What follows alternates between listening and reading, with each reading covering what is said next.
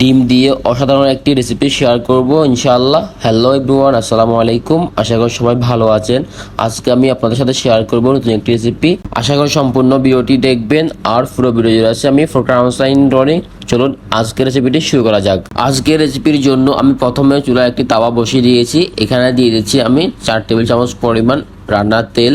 আর এখন দিয়ে দিচ্ছি এখানে আমি 1 কাপ পরিমাণ পেঁয়াজ কুচি দিয়ে একটু ভালো করে নেড়ে চেড়ে পেঁয়াজ কুচিগুলোকে তেলের সাথে মিক্স করে নেব এবং কি মিডিয়াম টু লো ফ্লেমে এগুলোকে সিদ্ধ করে নেব। দেখুন এগুলো মোটামুটি সিদ্ধ হয়ে গিয়েছে। এখন আমি এখানে দিয়ে দিচ্ছি কাঁচামরিচ। এখানে আমি 6-7টি কাঁচামরিচকে মধ্যখান দিয়ে কেটে দিয়ে দিচ্ছি। এখন দিয়ে দেবো আমি এখানে আদা রসুন বাটা।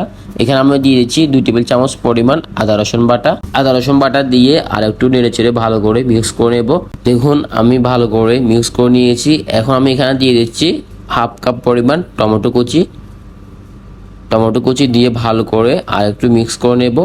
যদি ভিডিওটি ভালো লাগে অবশ্যই একটি লাইক দিয়ে চ্যানেলটি সাবস্ক্রাইব করে পাশে থাকবেন। আর ইতিমধ্যে যারা চ্যানেলটি সাবস্ক্রাইব করেছেন তাদেরকে অসংখ্য ধন্যবাদ। এখন আমি এটাকে ডেকে রাখবো 5 মিনিটের জন্য। 5 মিনিট পর দেখুন এগুলো অনেকটা সিদ্ধ হয়ে গিয়েছে। এখন আমি এখানে দিয়ে দিচ্ছি 1/2 টেবিল চামচ পরিমাণ লবণ অবশ্যই টেস্ট অনুযায়ী ইউজ করতে হবে। এখন দিয়ে দিচ্ছি আমি এখানে 1 টেবিল চামচ পরিমাণ লাল মরিচ পাউডার।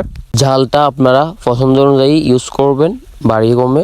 এখন আমি দিয়ে দিচ্ছি এখানে 1 টেবিল চামচ পরিমাণ গরম মশলা। এই গরম মশলাটি আমি নিজেই তৈরি করেছি। এখন আমি দিয়েছি এখানে সামান্য পরিমাণ হলুদ গুঁড়া। এখন দিয়ে দিচ্ছি আমি এখানে 1 টেবিল চামচ পরিমাণ ধনিয়া জিরা গুঁড়া। এখন আমি সবগুলো মশলাকে ভালো করে মিক্স করে নেব। এখন আমি চুলার আঁচ একদম লো টু মিডিয়াম করে দিয়েছি, না হলে মশলাগুলো নিচে পুড়ে যাবে।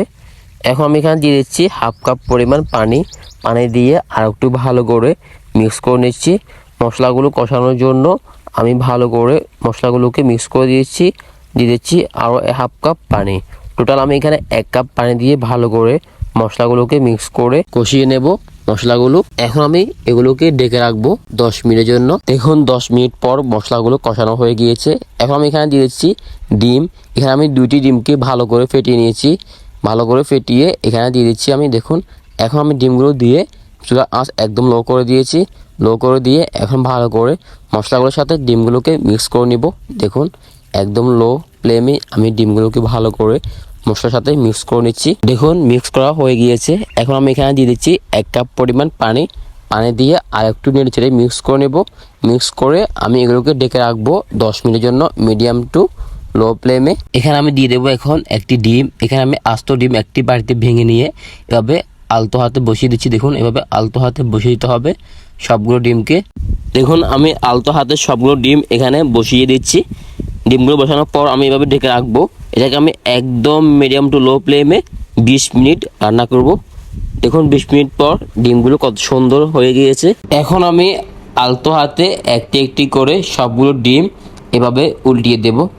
দেখুন সবগুলো ডিম আমি একটি করে উল্টিয়ে দিচ্ছি। এখন আমি এটাকে ডেকে রাখবো এভাবে আরও 10 মিনিট একদম লো ফ্লেমে।